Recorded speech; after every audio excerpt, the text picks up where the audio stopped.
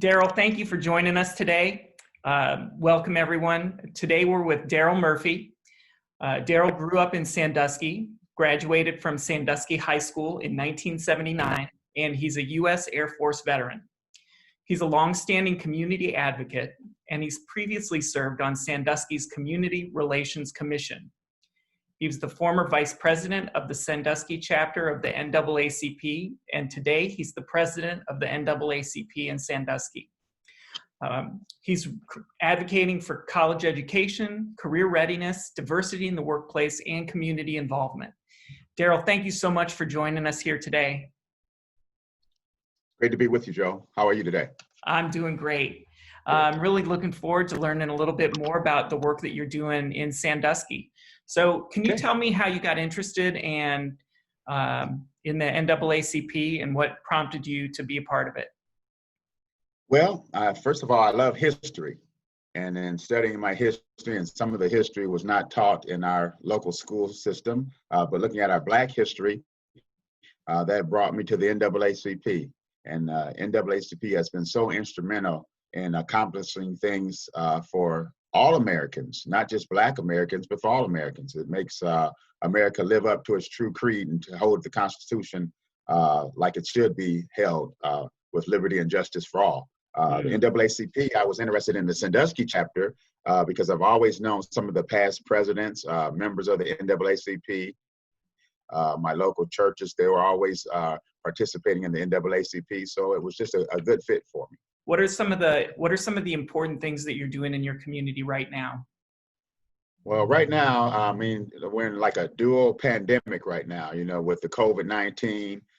So with the COVID-19, we're encouraging everyone first to stay safe, and that means social distancing.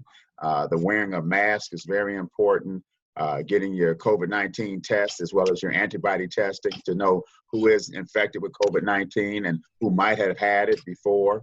So we're encouraging the community to get tested for COVID and to be safe.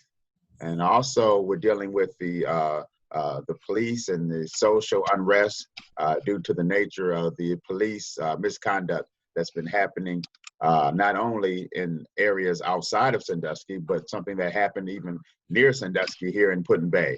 So we've been busy with those incidents as well. So I've been with you at some of the protests in Sandusky, and it seemed like the police were cooperating with some of the protesters when I was there.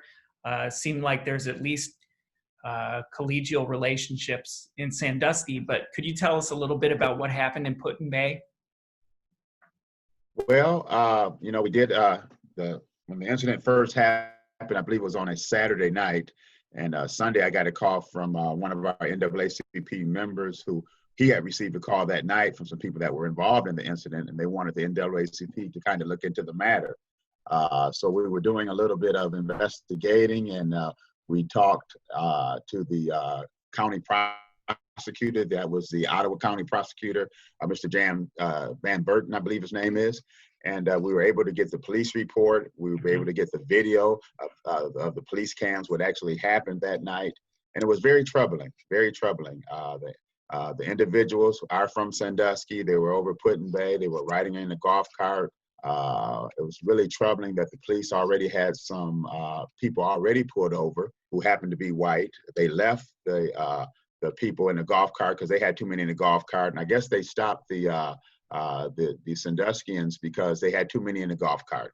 I guess the golf cart was built for like 8 or something like that, and they might have had 10 in there, something like that. Yeah. And then they were accused of not stopping at a stop sign. It turned into a very serious situation. Guns were drawn.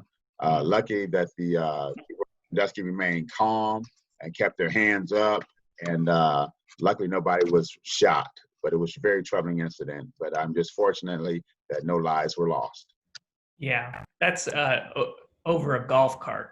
But I must commend Mr. James Van Erten, the Ottawa County prosecutor, who looked at the video and understand that these individuals from Sandusky did nothing wrong and that they should not be charged. They were charged with rioting.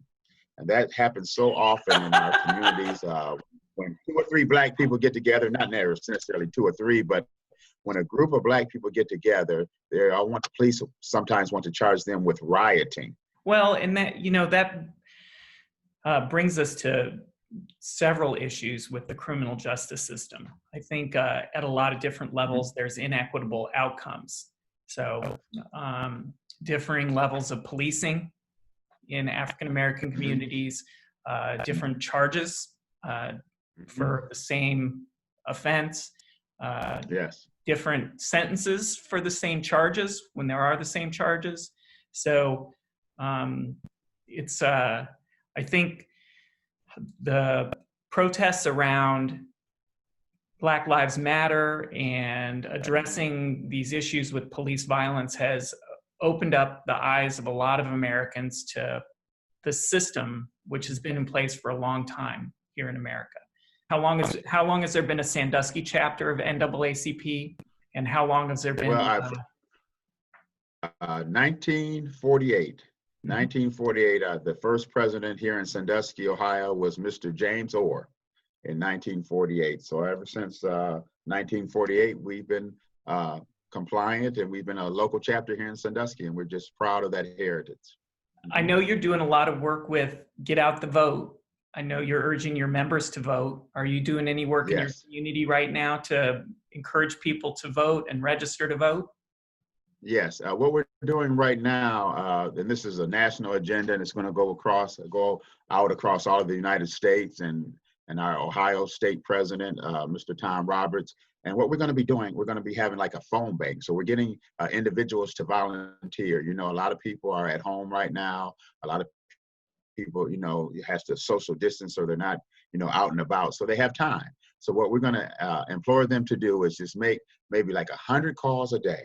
And they're going to get a script, and they're going to reach out to people and ask if they're registered to vote. If they're not registered, we will get them signed up and get them registered to vote. So we're going to be hitting the ground running. We're going to be making a lot of calls and then getting people registered to vote, and also encourage them not just to register, but make sure they show up in November, because it's very important. Do you have any specific thoughts on the Black Lives Matter movement? Yes, I mean, the Black Lives Matter, it's encouraging. I mean, it's really troubling that we have to say Black Lives Matter, but if we look at the history of America, America has shown through its policies and through its laws that Black lives did not matter. If we start with slavery, if you can put people in the hull of a ship and take them thousands of miles across an ocean and cram them in the ship, you're telling them their lives don't matter. If you can get them chained, keep them chained and whip them and forced labor and brutal rape the women, you're telling them their lives don't matter. If you can have, and then once slavery is over, if you can have laws put in place of Jim Crow, you're saying Black lives don't matter. So the policies that America has shown throughout the years, and even today, with the incarceration rate of Black men, you're showing that Black lives don't matter. So what we have to say, and what the young people are saying when they say Black Lives Matter, we have to tell America our lives do matter. Yeah. And it's not an affront to say that, white lives don't matter, other lives don't matter. Of course, all lives matter. But that's why some people get offended when someone says Black lives matter, and then somebody comes back and says, well, all lives matter. Well, America's policies have shown that Black lives don't matter. So we have to change that narrative. And that's why we're saying, hey, wake up, America. Black lives matter. I will say that that's right. And that's what we need. The conversation around race is very challenging for some people. I think it's time that we have the conversation. I don't think as a country we've ever been entirely honest about the history and about the present ramifications of where we came from. When you're dealing with truth and you have an elephant in the room, it's an uncomfortable situation. But the only way to get past that situation is to have dialogue the best you can until you know, and then you can do better. And that's what I said, that first step. And I think that's what our nation is realizing now. I mean, we have the momentum right now. We just don't want this just to go to the wayside. We have to keep going forward, and we have to make some substantial changes. And that's why we need people in different positions and in positions of leadership and in our Senate and in our Ohio State Senate that have like-minded individuals that care about all people. And that's what we like about you, Joe. That's what we I like. appreciate that. So you do a great Thank job. you very much. So You're welcome. I want to reiterate that we have momentum now, but there have been other times in my life where we've had momentum. So I grew up in Columbus, and when I was a kid, when I was in 3rd or 4th or 5th grade, we had busing. So the courts ordered the schools to be desegregated. And for a few years, for maybe 10 years, we moved towards actually creating integrated schools in Columbus. But the second we quit doing that, everything went right back to the way it was. So if we want this change, if we want to take advantage of this moment, we have to all work together, and we have to constantly push to make the change happen and to make the change stick. If you're registered, let's get ready to vote. We have work to do in November. So we're encouraging you to vote and also to stay involved. Like Joel said, a lot of people are out, different people are out protesting. But right now, when the protests end, that's when the real work begins. So we want you to get involved, stay involved, contact us at the NAACP, and we have work to do, and we're going to make it happen together. That's fantastic. That's fantastic. Joe, good luck, and we'll be out there pounding the pavement. And as the NAACP, we do not endorse candidates, but we do endorse ideas. We do endorse policies. So if a particular candidate's policies line up with the NAACP, we do reserve the right to say we like policies that Joe or Dorsey is standing for. So that's what we do. We like his policies. So Joe, thank you, and keep doing what you're doing. God bless.